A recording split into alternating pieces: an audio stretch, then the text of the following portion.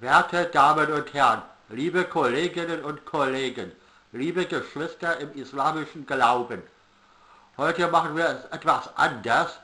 Wir zeigen als erstes ein Originalinterview, das Scott Ritter einem Fernsehsender gegeben hat.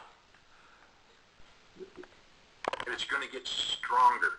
Russia's relations with the world are stronger than before. Not with the West. They've never been strong with the West. Right. My perception is that NATO is an institution that takes on because it's existed for so long, it's assumed an independent character, a personality that might be different from the personalities of its constituent nations. So NATO has this strategic objective of survival. Remember, this is an institution that needs to survive. Yeah. France doesn't need NATO to survive. England doesn't need NATO to survive. No nation needs NATO to survive. NATO needs NATO to survive. That's it. That's all there is. This is an organization that long ago lost a viable reason to exist. It only exists to please itself. It is literally the self-licking ice cream cone that now decided that we're going to make an issue of Ukraine. But there are 30 members of NATO, and NATO is a consensus-driven organization, and you need all 30 members to agree. And here's the weakness of NATO. NATO was using the Minsk Accords as a vehicle to buy time while NATO trained the Ukrainian army so that the Ukrainian army, acting as a proxy of NATO, could launch an offensive operation against the Donbass, occupy it, and then push Russia out of Crimea. This was the NATO plan all along. Use the Ukrainian military as a proxy army to attack Russia, so that Ukraine could be seized away from the Russian orbit once and for all. This is why, when this war, the special military operation started, and Vladimir Putin and his generals were saying, we have no choice but to attack now because Ukraine's at this massive force that are going to attack in the next couple days or weeks, the Donbass. So we have to preempt their attack. That's why they cited Article 51, peremptory collective self-defense, authorized, under the United Nations Charter. Everybody went, oh, you're just making that up. That's just the Russians playing legal game. No, it's real. It's real. Yeah. Ukraine had massed about 100,000 troops, trained by NATO, equipped by NATO, led by officers operating under instruction from NATO who were ready to attack the Donbass sometime in early March. So that's the reality of the situation. So NATO was always going to go to war against Russia, but not as NATO, using the Ukrainian army. Yeah. Now, the way they were going to pressure the Russians not to interfere with this was through economic means. Think about NATO and Europe. They bought into the American plan. They bought into the premise that even if Russia does attack Ukraine, it can't sustain this attack because we're going to hit Russia with everything we got economically. And the idea was the economy would collapse, the Russian people would rise up, out, and victory to the Ukraine, Slava Ukraina. There's a problem, though, and it's called Russia. The Russians are smarter and better at doing this kind of stuff than we are. They're more focused. They're serious actors, and they were ready for the sanctions. And I don't need to get long story short. All we have to do is say the sanctions boomerang. It's not the Russian economy that's collapsing right now. No. It's the European economy. Correct. The American economy. Yeah. The ruble isn't rebel. The ruble's stronger than it has been in some time now, and it's going to get stronger. Russia's relations with the world are stronger than before. Not with the West. They've never been strong with the West. Not with the United States. Russia doesn't care. They've divorced from us. They're now focused eastwards towards China. An alliance that's better than any alliance in the world, we're told, and apparently it is. Yeah. They have strong relationships with India, with the rest of the world. They're selling their oil. For an economy that's supposed to be collapsing, they had a $100 billion surplus last quarter. They're going to have a $150 billion surplus. I think Joe Biden would die for a surplus. He'd die for a surplus of $1. We're running a deficit economy that's going to It's on the verge of collapse right now. But this is a long way of setting up to your answer. Can NATO survive this? NATO as an institution is a byproduct of the political will of the constituent members. They're going to have a meeting in the end of June this month in Madrid. It's an interesting meeting because let's talk about Germany for a second.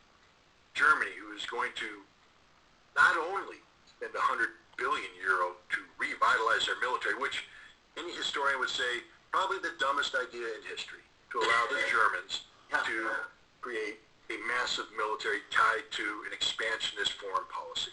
100 billion euro from what?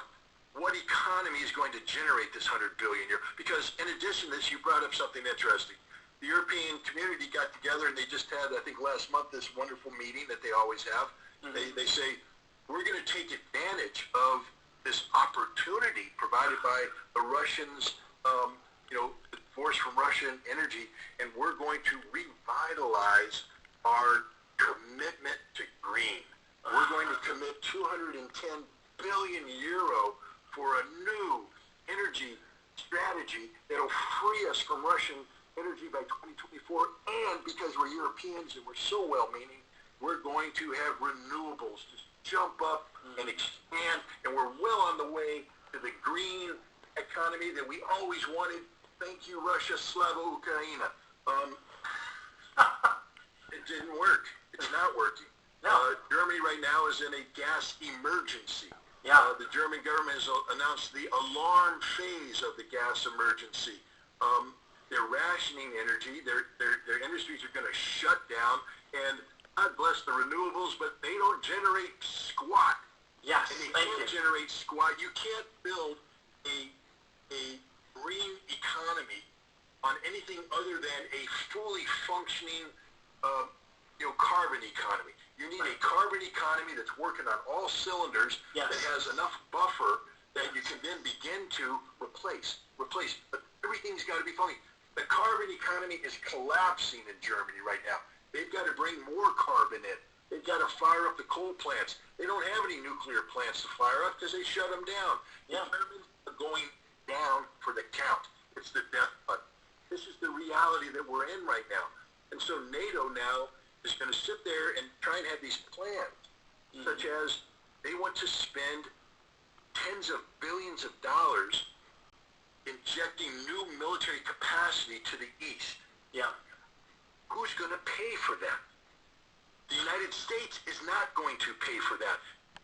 And while a lot of nations claim they want to have American troops, you got to understand that you got to pay for that. That we're not paying for it. That if you want an American division on Polish soil, the Polish government is going to have to front up the tens of billions of dollars necessary to build the infrastructure that brings them in, and then they're going to have to sustain that payment because the American taxpayer isn't going to underwrite the cost of putting American troops in Europe anymore. And they're going to have to sign status of forces agreements that are pretty tough for most sovereign nations to want to sign, such as you don't get to prosecute American soldiers when they do stupid things like rape your women. And that's an extreme one. Maybe they make an exception for that, but not really. I mean, we put status of forces agreement that make American troops virtually untouchable by the host nation. So nobody's willing to do that right now, to have that conversation. So we have troops in Poland, but they're there temporarily. The 82nd Airborne Division, I think we have an armored brigade floating around there somewhere, a striker brigade. But they're not there permanently. At some point, they'll have to be withdrawn. But so NATO's going to have this conversation about restructuring. All these nations are going to be asked to invest more money. Well, how do you invest more money when your economy is literally collapsing? Europe right now is in survival mode. The thing Americans are worried about is the economy. It's the fact that back in January, it took me $30 to fill up my gas tank, and it cost me $65, and that number is only going up. It's the fact that everything costs more. Now, I'm not receiving more money in my paycheck, but life is costing me 20%, 25% more, which means that I can do less. Americans aren't happy about that. No one's happy about it, but we have it so much better than the Europeans. The Europeans are literally going to return to the Stone Age by the time winter rolls around. So, I mean, they'll be burning wood stoves to stay warm. So, you know, NATO doesn't have the will, because NATO as an institution thinks it has the will. Remember, they're the self-licking ice cream cone. They're just going to say, they go, oh, we taste good, we taste good, we taste good. But the people holding it are looking at a melting ice cream cone, their hands getting dirty, and they're not, and they're just like, I don't want this anymore. I need to focus on myself and the people.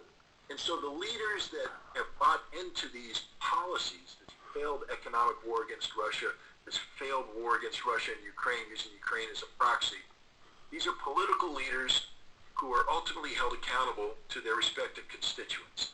And the vast majority of these political leaders come from parliamentarian-type systems. Where in the United States, we have Joe Biden, for better or worse, until he either dies, gets impeached, or is up for election in 2024. Nothing going to change that in between.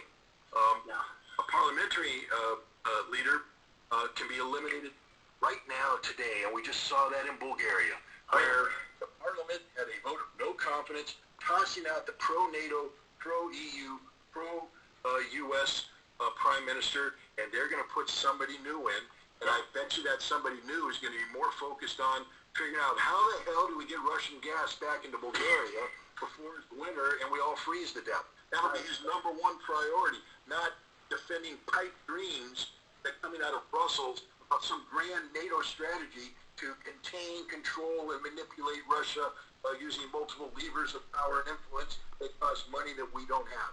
So I think this summer and this fall is going to be a time of political transition and transformation in Europe. We saw this in France. Macron won the presidential election, but he got crushed at the parliamentarian level, and now he has a far left prime minister, and you're going to see France become paralyzed politically. And it's going to be, so France is not going to be the leader that people want, even if France ever led the way that people want, because it's a very contrarian country. Germany, can Schultz survive the summer? Can his parliamentarian majority hold when everything is collapsing? Everything right now. When the industry shut down and they don't reopen, and the socialist state no longer has money available to pay the salaries of all the unemployed Germans, you really think the Germans are going to be marching in the street saying, we want NATO? We want NATO. I think they're going to be saying the exact opposite. Right. The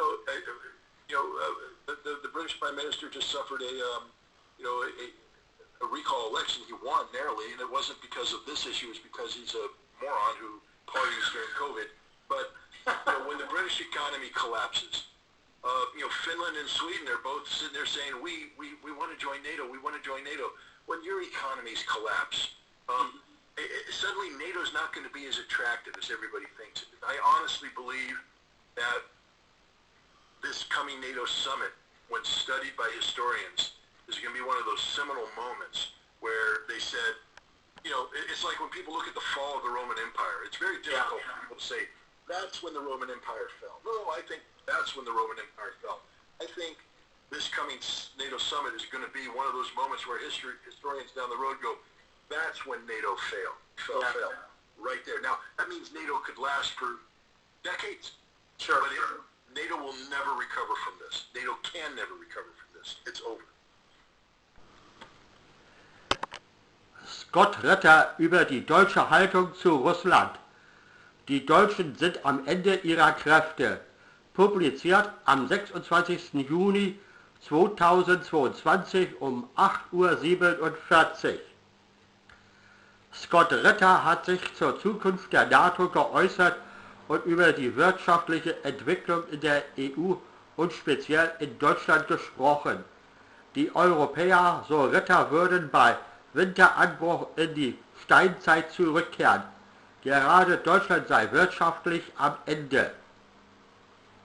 Der ehemalige Offizier für Aufklärung der US-Marine-Infanterie und spätere UN-Waffeninspekteur Scott Ritter erreicht mit seiner Analyse zum Ukraine-Krieg ein großes Publikum in den sozialen Medien und bei TV-Auftritten.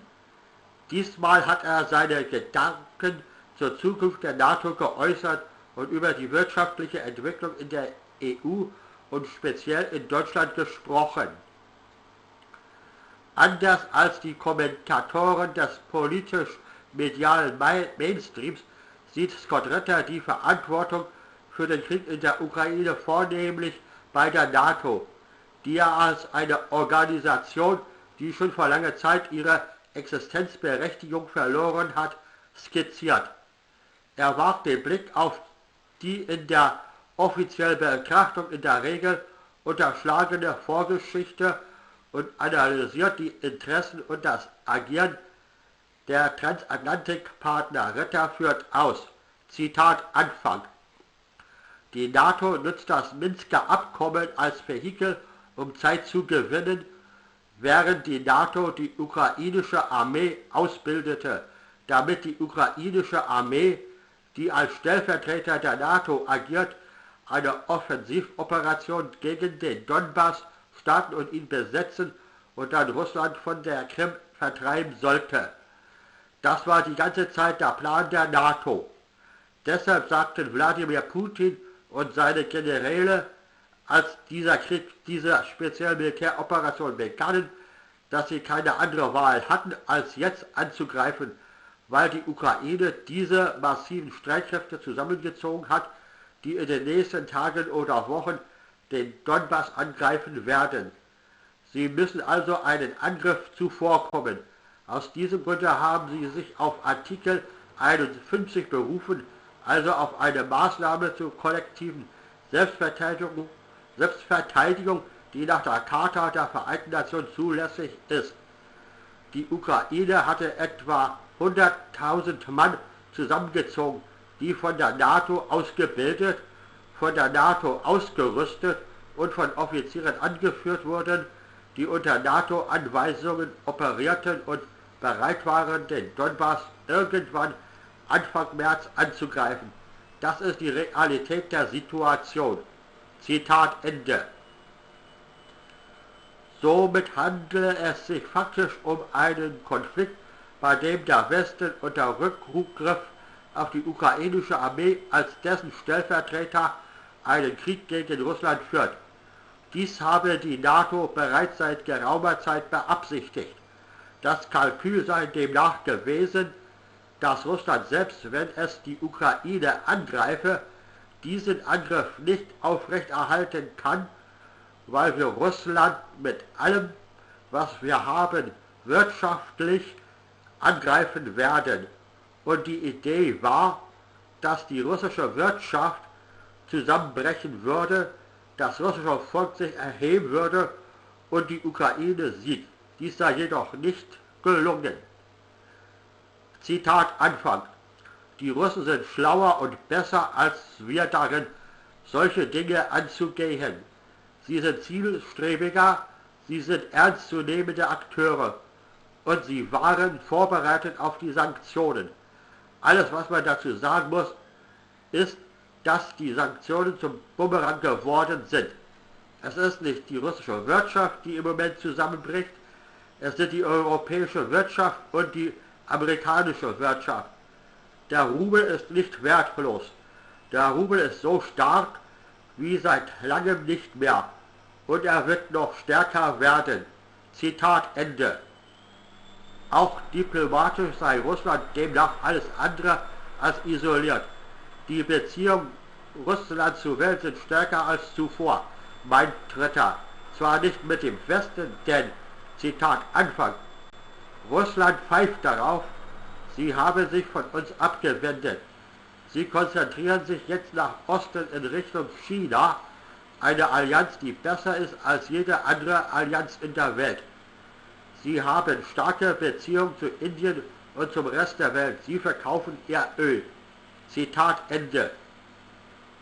Der Wirtschaftskrieg gegen Russland sei letztlich ein Schuss ins eigene Knie und entsprechend düster zeichnet Ritter seine Prognose für die wirtschaftliche Entwicklung des Westens, wobei Europa besonders hart getroffen werde. Zitat Anfang. Wir haben eine defizitäre Wirtschaft, die jetzt kurz vor dem Zusammenbruch steht. Aber wir US-Amerikaner haben es so viel besser als die Europäer. Die Europäer werden buchstäblich in die Steinzeit zurückkehren, wenn der Winter anbricht. Ich meine, sie werden Holzöfen anzünden, um sich warm zu halten. Zitat Ende. Schon bald würden die EU-Politiker ganz andere Sorgen haben, als Hegemoniebestrebungen gegen Russland zu verfolgen. Gerade für Deutschland gelte dies in besonderem Maße. Ritter meint, Zitat Anfang, Sie, die EU, sagten, dass sie die Gelegenheit nutzen werden, die sich ihnen durch die Russen bietet, sich von russischer Energie zu trennen und dass sie ihr Engagement für grüne Energie wiederbeleben werde. Das hat nicht funktioniert. Deutschland befindet sich im Gasnotstand. Es wird rationiert. Die Energiewirtschaft wird heruntergefahren. Sie müssen mehr Kohle reinbringen. Sie müssen die Kohlekraftwerke hochfahren. Atomkraftwerke zum Anheizen haben sie nicht, weil sie die abgeschaltet haben. Die Deutschen sind am Ende ihrer Kräfte. Das ist der wirtschaftliche Tod. Zitat Ende. Und schließlich stellte Ritter auch die Frage, ob Olaf Scholz die sich abzeichnende Krise politisch überleben werde. Ritter führt aus. Zitat Anfang. Kann Scholz den Sommer überleben? Kann er seine parlamentarische Mehrheit halten, wenn alles zusammenbricht? Wirklich alles, wenn die Industrie stillsteht und nicht wieder aufmacht und der Sozialstaat kein Geld mehr hat, um die Gelder für all die arbeitslosen Deutschen zu bezahlen? Glauben Sie wirklich, dass die Deutschen auf die Straße ziehen werden und sagen, wir wollen die NATO, wir wollen die NATO? Ich glaube, sie werden genau das Gegenteil davon sagen. Zitat Ende. Soweit dieser Beitrag. Ich bedanke mich fürs Zuhören und sage auf Wiederhören, auf Wiedersehen oder Salim Alaikum Arahmatullah.